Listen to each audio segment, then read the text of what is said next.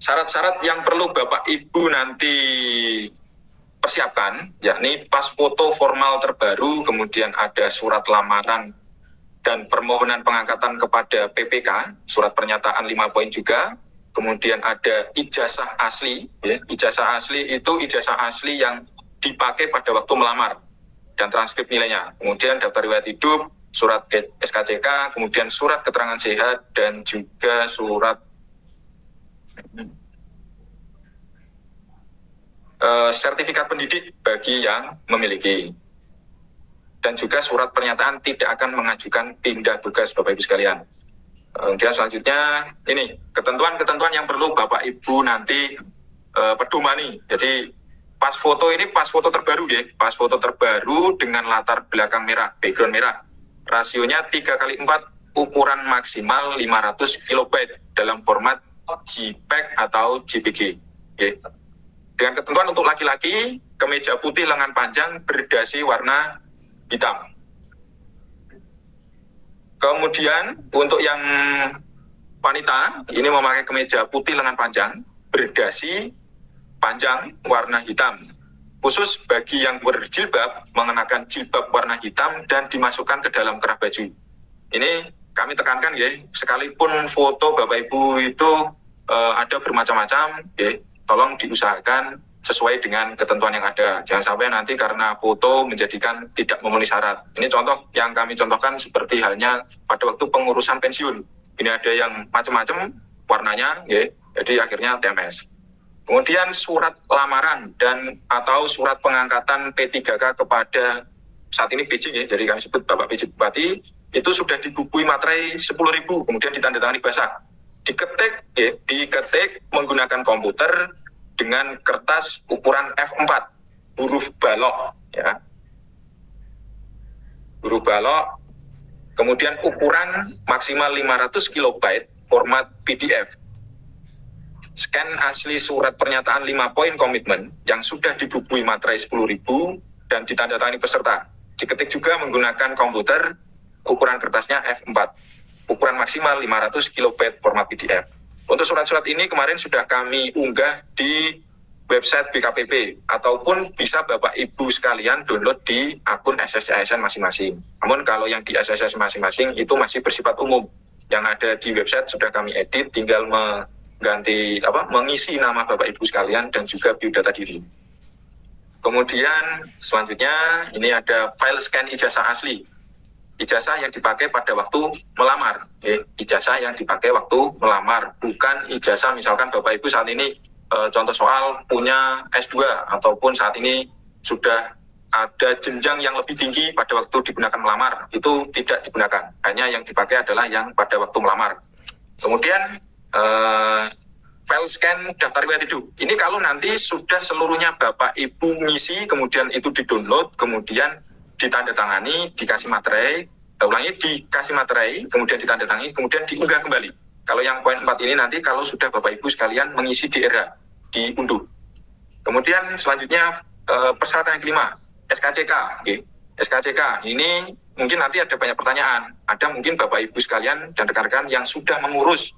Pada intinya bahwa SKCK ini penekanannya untuk substansinya tidak jauh melenceng dari kegunaan yang kita akan pakai. Kalau misalkan persyaratan pemberkasan P3K guru misalkan, tidak masalah seperti itu.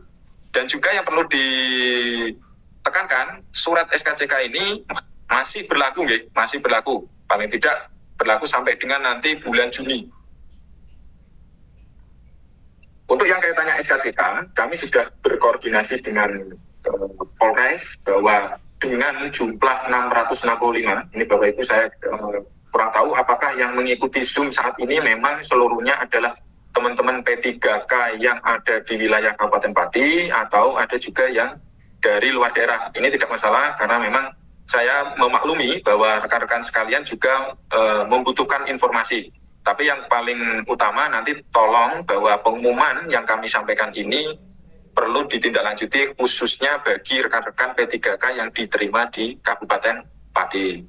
Untuk yang SKCK, nanti kalau yang diterima di Kabupaten Pati namun domisilinya itu berada di luar Kabupaten Pati, tidak wajib untuk mengurusnya di Pati, bisa mengurus di tempat domisili Bapak Ibu sekalian. Misalkan kalau di Polres Kudus ya di Polres Kudus, atau domisili Bapak Ibu di Grobogan ya di Grobogan, seperti itu.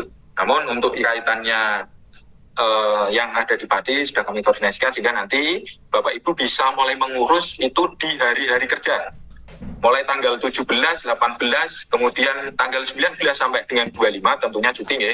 Baru kemudian bisa berproses kembali itu tanggal 26 sampai dengan tanggal 4. Yang paling penting tanggal 4 itu Bapak Ibu sudah selesai mengisi daerah dan melengkapi persyaratan seluruhnya. Kemudian persyaratan yang membutuhkan waktu juga ini.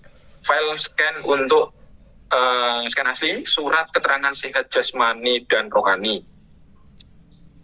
Untuk surat keterangan sehat jasmani dan rohani ini yang berhak mengeluarkan itu dari rumah sakit ataupun dokter pemerintah.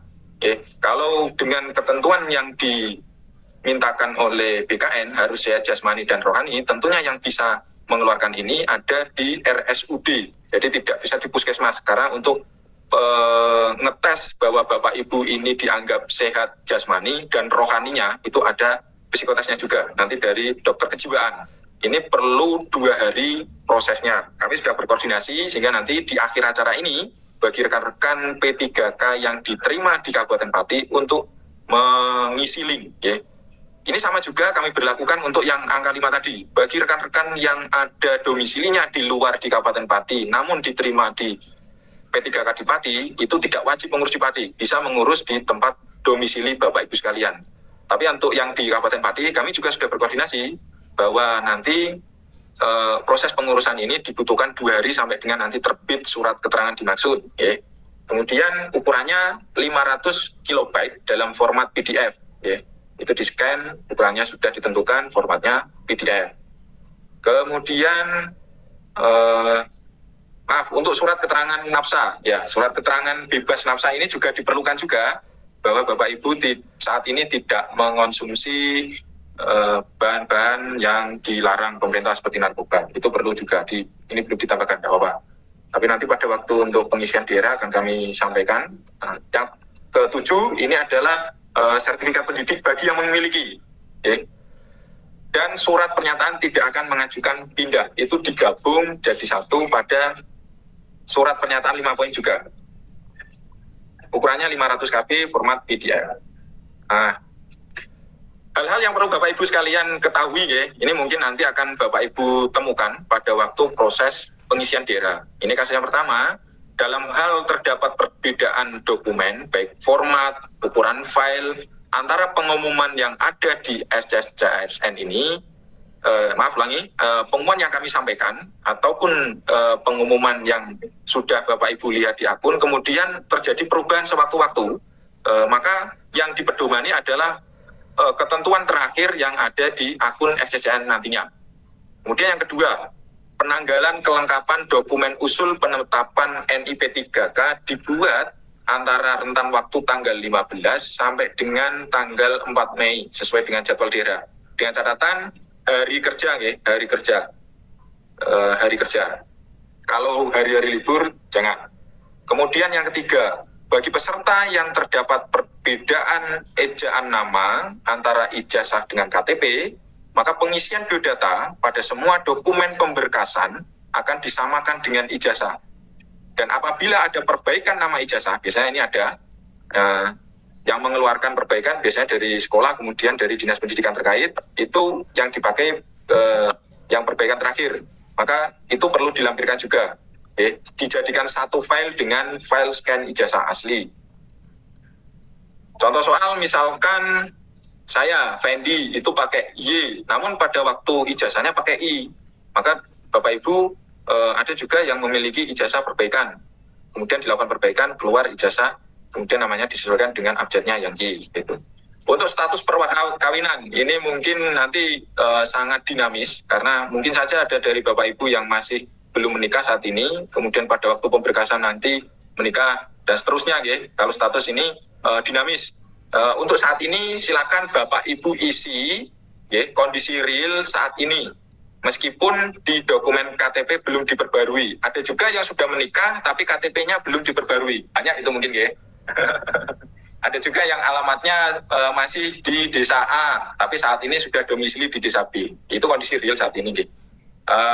Untuk kondisi perkawinan yang nantinya menjadi bahan pertimbangan kaitannya pemberian tunjangan itu akan dilakukan pemberkasan tersendiri. Saat ini tahapannya pada pengisian daerah, ya kondisi saat inilah yang Bapak Ibu isi. Kemudian yang kelima, file scan yang diunggah menjadi dokumen kepegawaian merupakan dokumen negara. Peserta diwajibkan untuk mengunggah dokumen dengan kualitas terbaik hasil scan. Ini mohon untuk bisa dilakukan dengan baik.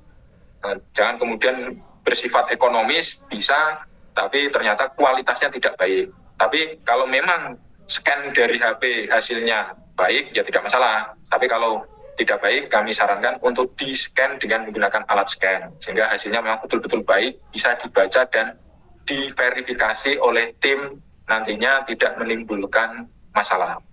Untuk yang keenam, ini setiap informasi bersifat dinamis, maka Bapak Ibu yang sudah bergabung pada grup Telegram yang ada di BKPP Kabupaten Pati, sejumlah saat ini, tadi pagi kami pantau, kurang lebih saat ini sudah ada sekitar 708. Padahal ini yang lulus di Kabupaten Pati hanya sejumlah 665, tapi tidak masalah bagi teman-teman yang ada di luar Kabupaten Pati, P3K yang di luar dari Kabupaten Pati, bisa bergabung, tidak masalah kalau dengan niatan untuk mencari informasi. Tapi tetap mohon untuk disesuaikan dengan kondisi instansi daerah masing-masing.